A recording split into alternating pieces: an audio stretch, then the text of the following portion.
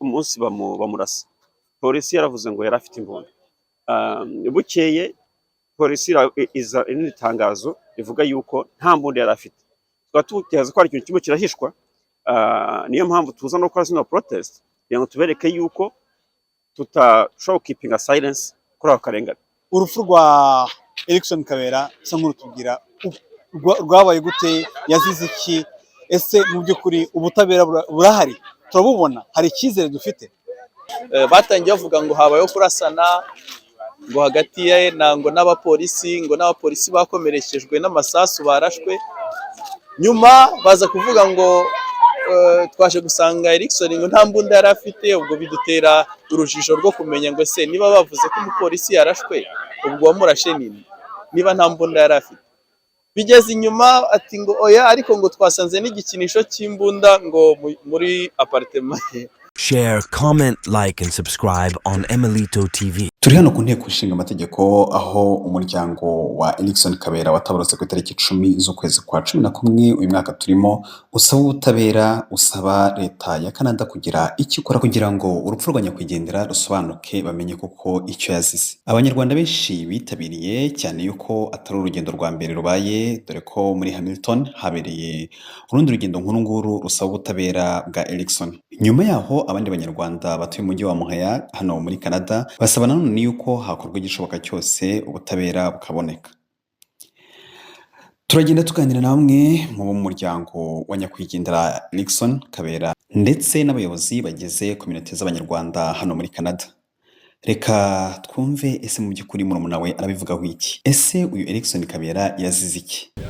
Nitwa Parfait Karekezi, abandi murumuna wa Erikson Kabera, umunyarwanda ubaga mu mujyi wa Hamilton, Ontario, uheruka kwitaba Imana.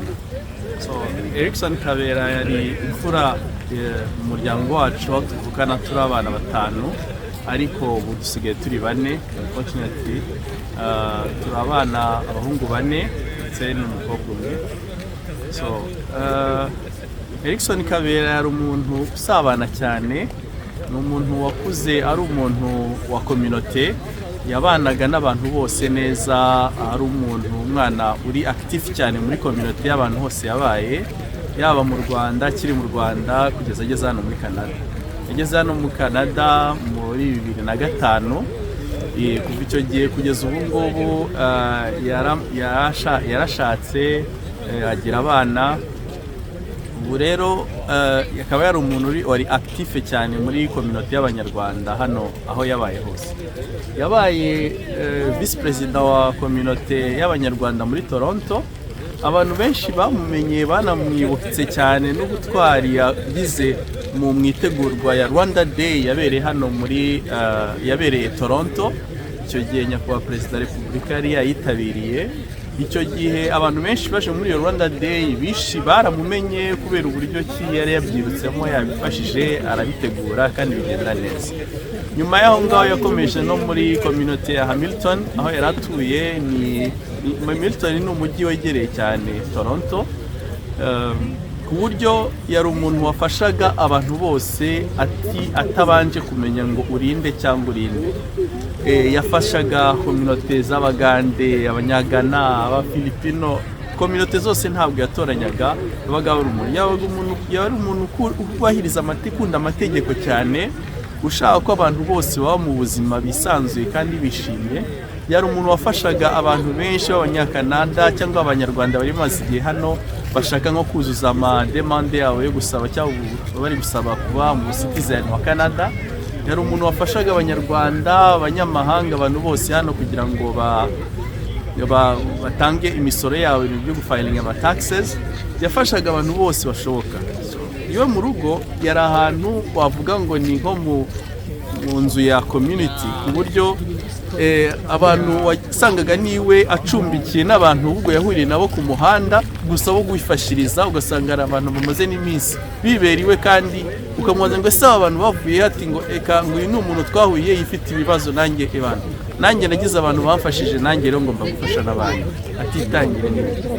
Yari umuntu rero wafashaga abantu benshi ku buryo nk'urugero natanga, hari nk'umuntu yafashije yari ari guherekeza, kandi uwo muntu no muri Ghana waje ari gusaba ibyangombwa, aramubwira ngo ngewe yari ari kumperekeza no kumfasha kugira ngo nzabone ibyangombwa byo muri Canada, none ngo sinumva ukuntu agiye.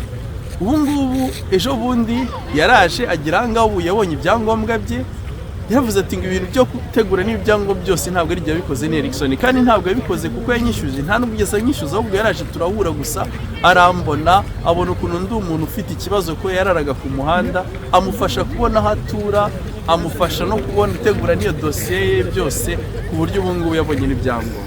Reka tugaruke ku rupfu rwa Erickson Kabera. Navuga ngo wababaje benshi, twagiye tubona hirya no hino ku mbuga nkoranyambaga, twabonye abanyarwanda benshi muri Hamilton bavuga bati turashaka ubutabera. Urupfu rwa Erickson Kabera sa nk'urutubwira rwabaye gute, yazize iki, ese mu by'ukuri ubutabera burahari, turabubona, hari icyizere dufite? Murakoze cyane kuri icyo kibazo. Nk'uko nari maze kubivuga, ibijyanye n'urupfu rwa Erickson, nk'uko yari umuntu wa rubanda, ubanira abantu bose, ubana n'abantu bose, byaradutunguye. Twaratunguye birumvikana, kuko yishwe n'abapolisi, aribo bantu babanaga mu buzima bwa buri munsi. Nk'uko nabivuze kare, hano turi mu rugendo, ni abantu yakoranaga nabo cyane. Hari n'ama evenema ya nyuma yeruka kuorganiza yahuje abanyarwanda benshi hano muri Hamilton. Yari umukino w'umupira w'amaguru, aho yari yatumiye polisi ya Hamilton ikina umupira w'amaguru na diaspora ya Canada iba hariya Hamilton. Amafoto bagiye bafata, hari amafoto bagize ibihe aho ngaho, ariko nyuma y'aho ngaho baza no kuganira n'abapolisi, kuko yari muri gahunda yo kugira ngo abanyarwanda barusheho kugirana umubano mwiza na polisi, bityo bibafashe kugira ngo bakomeze kubahiriza n'amategeko. Nicyo cyifuzo cye, nicyo yifuzaga, kandi nibyo yabonye. Rero uriya rupfu rwaje rudutunguye, n'ubu ngubu turacyatungurwa, ntiturasobanukirwa neza, ibisubizo ntiturabibona bihagije bijyanye n'icyateye ruriya rupfu, kuko ibyo tuzi twebwe nuko n'ibyo twakuye ku bantu abanyarwanda bamwe bagiye bamuganiriza, n'inshuti ze zagiye ziza kudusura nyuma, nuko uwo munsi yaririwe mu rugo. Uwo munsi yaririwe mu rugo, arimo gukora kuri laptop ye ku meza, ufite utuntu ari gukorera mu rugo, kuko yari ari kwitegura, kuko yagombaga kwimukira bukeye bwaho kujya gukorera mu mujyi wundi wa Montreal.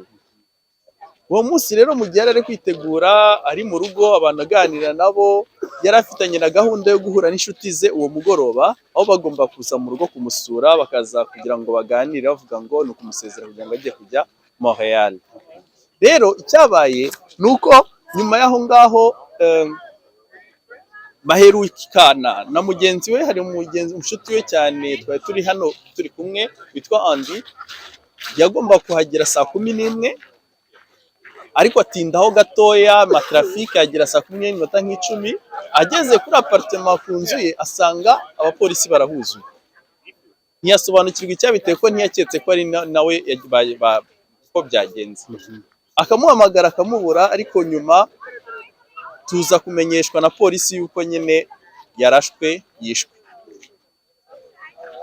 Nta makuru menshi polisi yari yatugezaho, kuko icyo batubwiye gusa ni nk'ibyo n'abandi bose bagiye babona, aho bagiye bashyira ama press release hanze agaragaza yuko ngo batangiye bavuga ngo habayeho kurasana, ngo hagati ye n'abapolisi bakomerekejwe n'amasasu barashwe.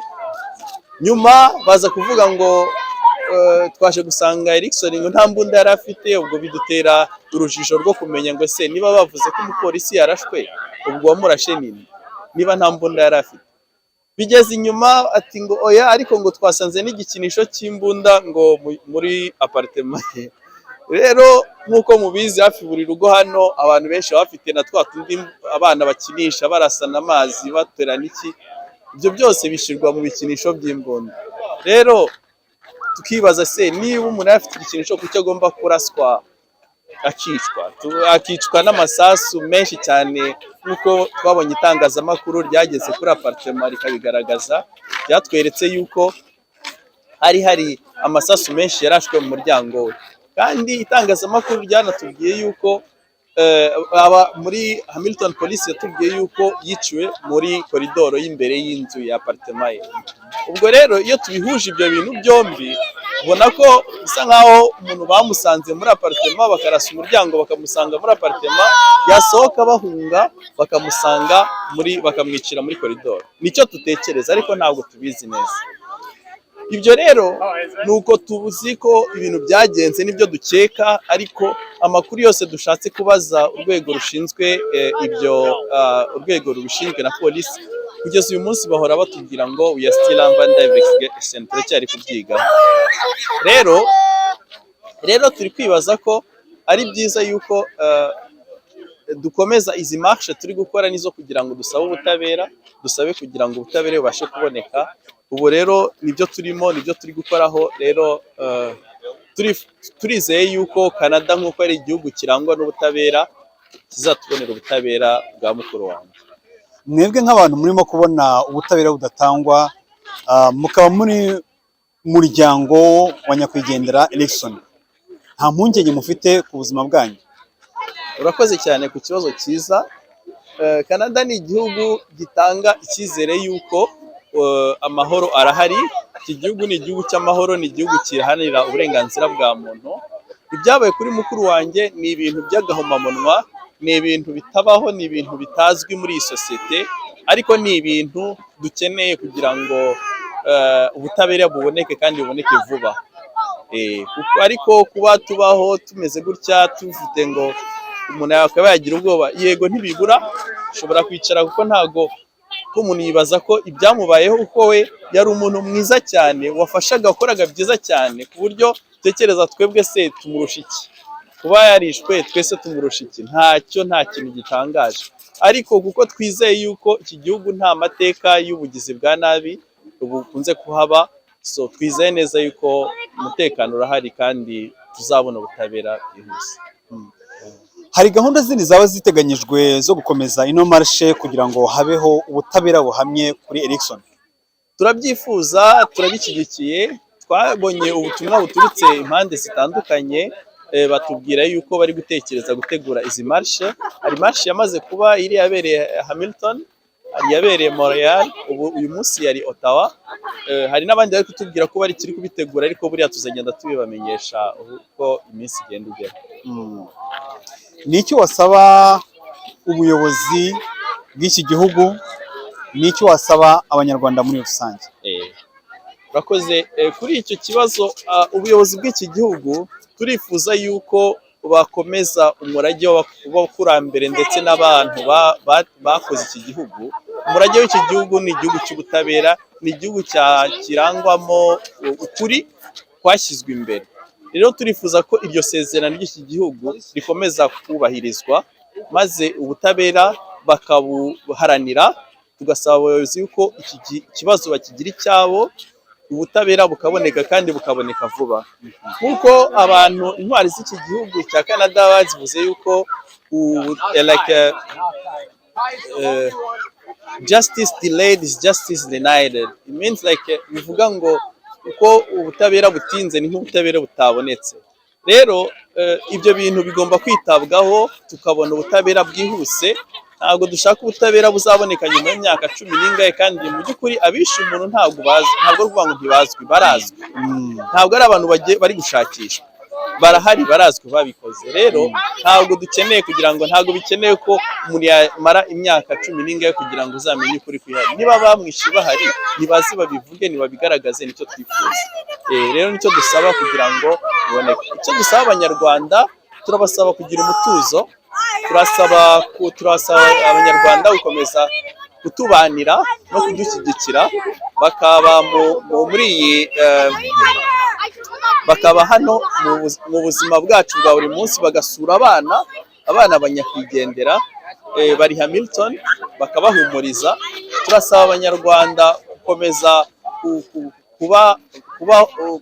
kutubanira, kudushyigikira muri iyi gahunda turimo, kuko nk'uko mubizi murabona, kugira ngo ubashe kubona ubushobozi bwo kwishyura abanyamategeko ni ubushobozi butoroshye kuba umuntu abufite.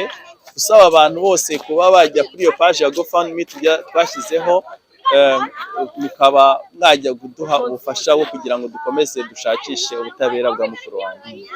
ubwo ngubwo ku bantu barimo kwibaza wenda iyo page ya GoFundMe link tuza kwishyira turayipininga ku buryo byakoroha kugira ngo umuntu wese abe yayikirikaho ashobore kuba yafasha uno muryango wa nyakwigendera Lixon. Mwaba hari amakuru nibura mufite yuko abo bantu abapolisi, kuko nibyo bivuga yuko ari abapolisi bamuhitanye, baba bari mu maboko y'ubutabera cyangwa se baba baramenyekanye? Kugeza uyu mwanya nta makuru bari kuduha, nta makuru dufite. Batubwira yuko ngo iyi investigation is still under process, kandi ngo bafite iminsi 120 kuba batanze raporo yabo ya mbere igaragaza uko ibintu babibonye n'icyemezo babafatiye ababikoze. Iyo minsi 120 ibarwa guhera umunsi nyine mukuru wanjye yitabiye Imana. Ubu rero nibwo tuzamenya uko byagenze, nibwo tuzamenya amazina yabo, ese bari cyari mu kazi, ese ntibari mu kazi. Ibyo byose ntabwo turabimenya kubera ko iyo tubajije ubuyobozi, ari nayo mpamvu yizi rally yose twakoze aya mamarche ya protest ziri kuba, ni ukubera ko dushaka kumenya ukuri, ariko nta makuru tubona. Baratubwira ngo niba mwihanganye turacyabikurikiranye. Ubwo ni ukuvuga ngo nyakwigendera yagiye ku itariki 10 z'ukwezi kwa 11 uyu mwaka turimo, bivuze yuko nibura mu mpera z'ukwa gatatu cyangwa se mbere y'ukwa gatatu hagomba kuba hamenyekanye icyo yazize. Yego, ubaza iminsi ntabwo nzi neza, sinabaza ni impera z'ukwa n'intangiriro z'ukwa gatatu cyangwa se impera z'ukwa kabiri, kuko ubwo iminsi batanze ndumva mbese mu magambo make ntibigomba kuba byarenga mu kwa kane mutaragira icyo mumenye. Yego, nicyo badusezeranyije, nicyo amategeko ya hano avuga, ariko icyo twifuza ni nabyo tubona turi gusaba, nuko iyo raporo mu make bavuga ko bafite bitarenze iriya tariki ko mu kwezi kwa gatatu nk'uko twari tubibaze, ariko birashoboka ko raporo ishobora no gusohoka n'uyu munsi cyangwa ejo. Ibyo byose biraterwa n'iki? Biraterwa n'uburyo ki uwo muntu, kuko amateka dufite ni uko hari ibyabaye nk'ibi ngibi by'abantu bagize ibyago byo kwicwa n'abapolisi, ariko hari amaraporo yagiye asobekana nyuma y'icyumweru, ibyumweru 2 raporo ikaba yasohotse. Ariko byaterwaga n'iki? Byaterwaga n'uburyo ki reka mvuge ngo rubanda cyangwa public, abantu bose bari interesse n'iyo ka, bakavuga ngo turashaka kumenya ukuri. Ibi byakozwe n'abanyarwanda n'ubu bari gukora amamarche yose yabaye, ni ibintu twebwe nk'umuryango dushima cyane, dushima ubwo bwitange no ko bafashe mukuru wanjye bakamushyira ku mutima, bakaza kwiyemeza guhaguruka. Ubu hano harakonje, n'abaje Hamilton naho hari n'imvura, abantu baraza benshi cyane, Montreal nabo baraza. Ni ibintu dushima cyane kandi dukomeza gushima, turizera yuko mu minsi ya vuba bazabona ubutabera. Nta mpungenge mwamufite ko raporo ya mbere yasohotse ikaza kunyuranya na raporo ya kabiri yasohotse, ko buno butabera bushobora kudatangwa? Nyuma y'uko tumaze kubona ibyabaye, y'amaraporo anyuranwa agiye asohoka, bamwe babivuga bimwe bivuguruza ibindi, uyu mwanya icyo umuryango wakoze wafashe umunyamategeko twabonye ubizobereyemo cyane, ushobora gukurikirana akadufasha kugira ngo ubutabera buzatangwe. Iyi raporo ishobora gusohoka, iki gihugu ni igihugu nk'uko nabivuze mbere giharanira uburenganzira bwa muntu, kandi nicyo twahamagaye kenshi dusaba, twasabye kugira ngo nk'ibyo Canada nk'uko ari igihugu giharanira uburenganzira bwa muntu zakomeze kubitwereka. Rero turizeye yuko kugeza uyu mwanya twizeye yuko raporo izasohoka itwereka ukuri kwa nyako kw'ibintu byabaye, nubwo hari ibyo bavuze bisa nk'ibinyuranywa, ariko buriya nitubona raporo yose igaragaza ukuntu ibintu byagenze bakabitubwira, bakabitugezaho, buriya turizeye yuko buriya ubutabera buzaboneka. Nyamara abazi nyakwigendera bavuga yuko yari umugabo usabana. ugira urugwiro, dore yuko hari n'ibikorwa byinshi yagiye akora muri kominote z'Abanyarwanda, iz'Abarundi, abavandimwe ba hafi ndetse akagira n'abafasha, ari naho benshi bashidikanya ku rupfu rwe n'ikibyihishe inyuma.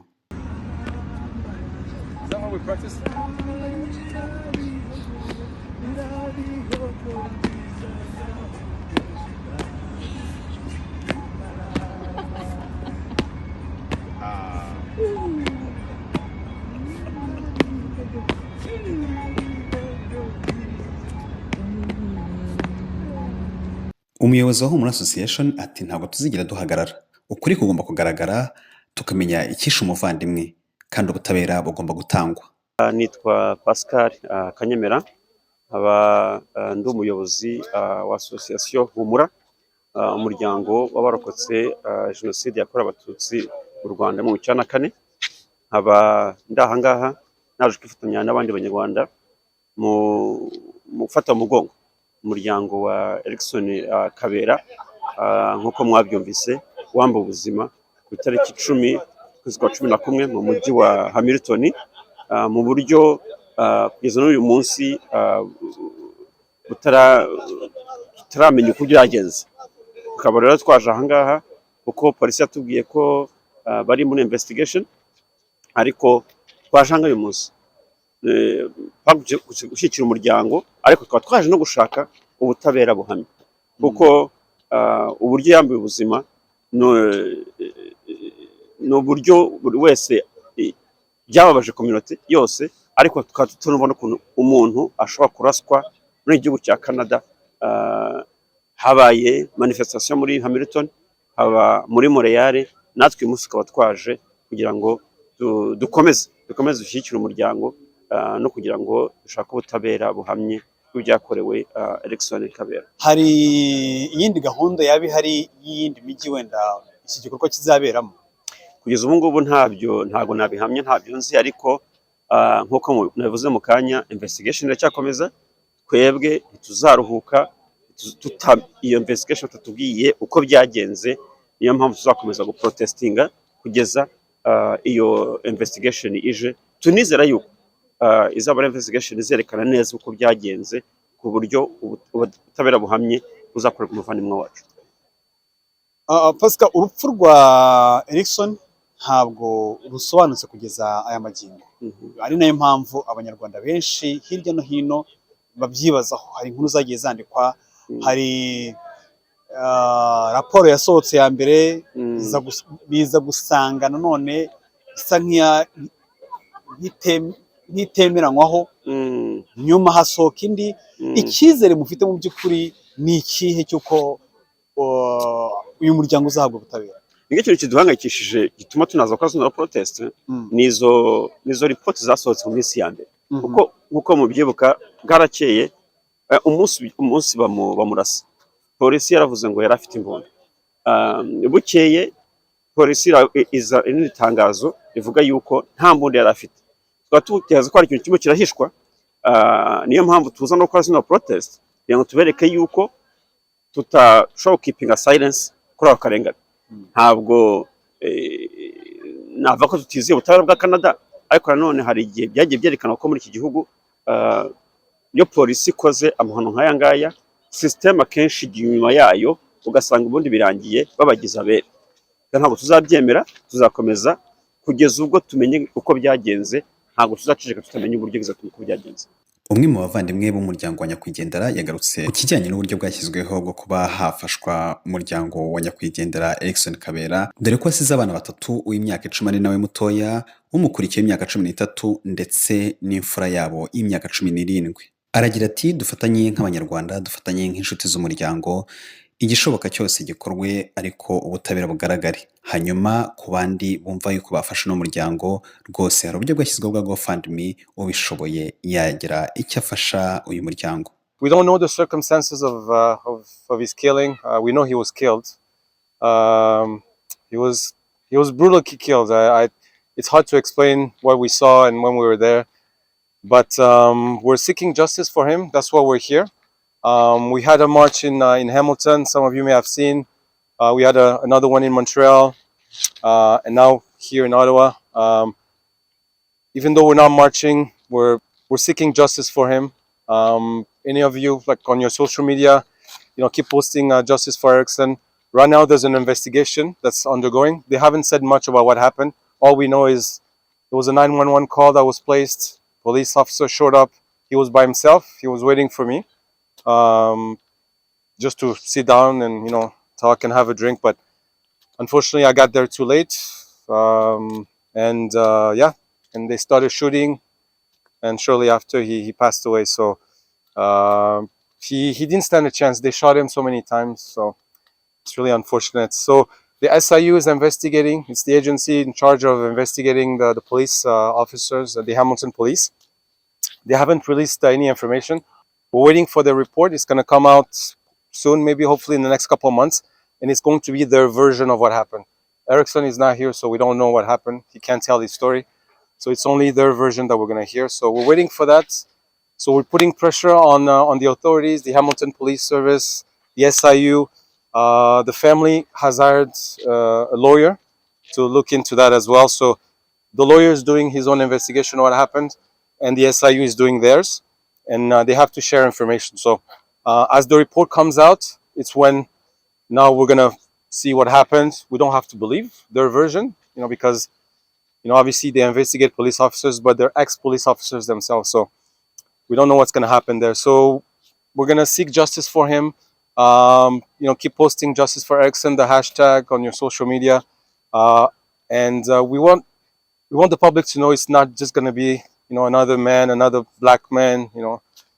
Erickson was, if any of you know him, he was a great guy, man. He was a best friend that anybody can hope for. I came back from Kigali. He was buried in Kigali last week.